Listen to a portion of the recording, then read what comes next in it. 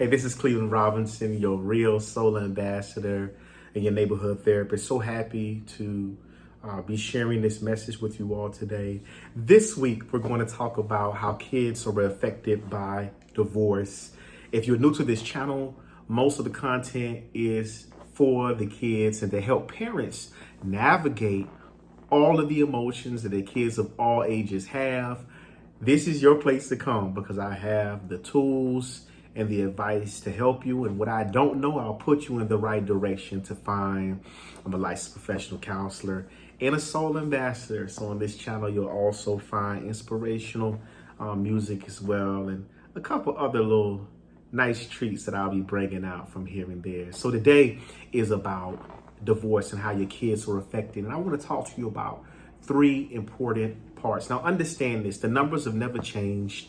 50% of everyone who gets married will get divorced, 50%. And if it's your second marriage, then the numbers go higher. Third marriage, even higher, like 70, 80%, and so forth on. That's just the reality. That's across the board.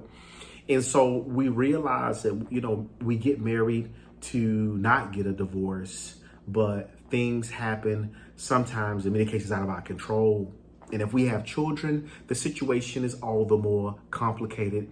And we have to do what we have to do in order to keep those children in mind first.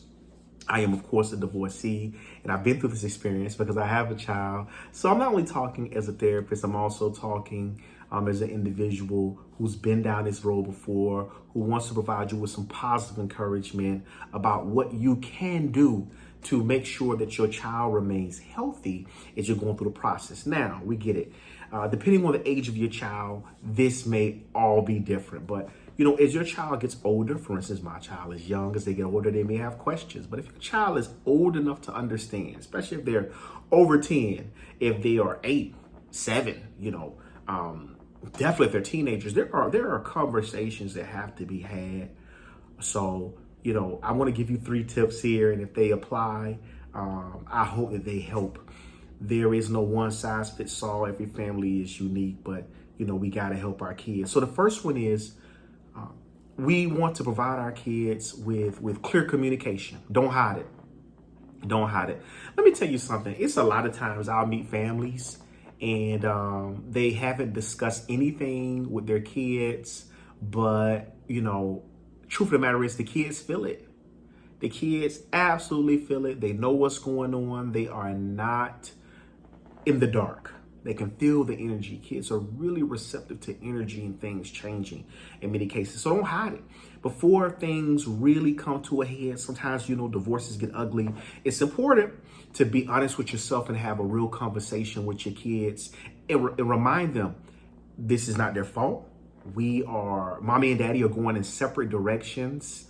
We're going separate ways. Daddy or mommy may live in a separate house. That needs to be discussed with them so that they can begin to process it early.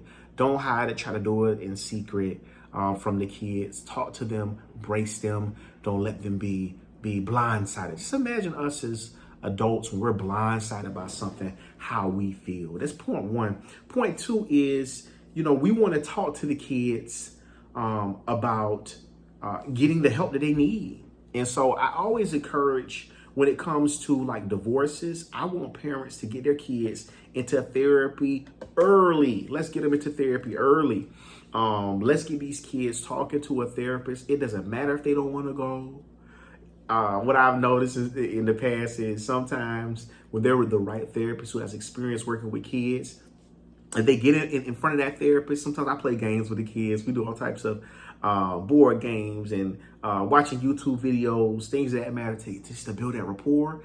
Those kids will interact in their own way, but they need an outlet, all right? Some things you'll start to notice if they don't have an outlet is you'll start noticing it at home. You'll start noticing a little rebellion. You'll start noticing maybe some depression. You'll start noticing some acting out at school because their feelings are complicated. They don't have it all together. Like a lot of us don't have it all together. And they really are just experiencing a lot of emotions early in life. And so we want to make sure that we get them the help that they need. But finding a therapist is so important for them. If you want to find a therapist, of course, we have a lot of places that you can look. You can definitely look at your Therapy for Black Girls is good. You can also look Clinicians of Color. I gotta say, my Clinicians of Color has a directory they're building, but send me a message. I can definitely always put in a line for you if you're looking. Psychology Today. We can always look at that. You know, it depends on where you're at. You may or may not find what you're looking for, but there are sources. Of course, you can check in with your insurance. Check in with your insurance. See what they have there. Let them know what you're looking for. And people who are in network with you can connect you through, like, they have like care coordinators that work for them, whether it's Blue Cross Blue Shield, Cigna, Aetna, anything. They have different sources that you can use in order to find a therapist that's right for you and your family. But get those kids talking to someone. Now, if it's not a therapist, it's okay. Make sure they have someone to talk to, a mentor, a guide, a school counselor. That's okay too. Depending on where you're at, you might not have an opportunity to talk to someone in person. For some people, what am I trying to say? For some people, virtual counseling and kids is not a good fit. So we want to make sure they get a good fit. Hey, here's number 3. Make sure they know that both parents still love them. Both parents still love them. Reassurance is very important for kids. So let's make sure that these kids are reassured that both parents still love them. Both parents are going to be there for them, and that mommy and daddy are experiencing some things that will mean that they will not live in the same house eventually. Let's just be honest with them. We don't give kids enough credit for how smart they are, but they are.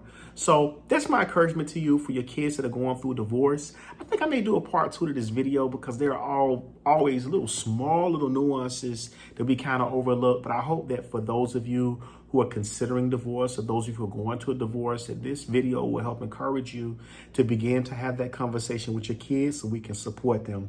This is Cleveland Robinson, Real Soul Ambassador. I also have a single out. It's called We Know. And that single is definitely about what I'm talking about right now, about kids. And it's about a couple who's going through a divorce, but the family sees it. They know it, but they refuse to talk about it. Go check it out. It's on all streaming platforms. It's called We Know. And generally, when I'm focusing on a topic, you never know. I may come out with a song or something that's a background, something from my heart talking about that topic. So this time we're dealing with divorce and separation. I got the new single out called We Know. So please go check that out on the page and all your streaming platforms. I hope this helps your family. This is Cleveland Robinson, a Real Soul Ambassador. Follow me and share this with somebody who needs to hear it. Peace. God bless. Stay tuned for the next video.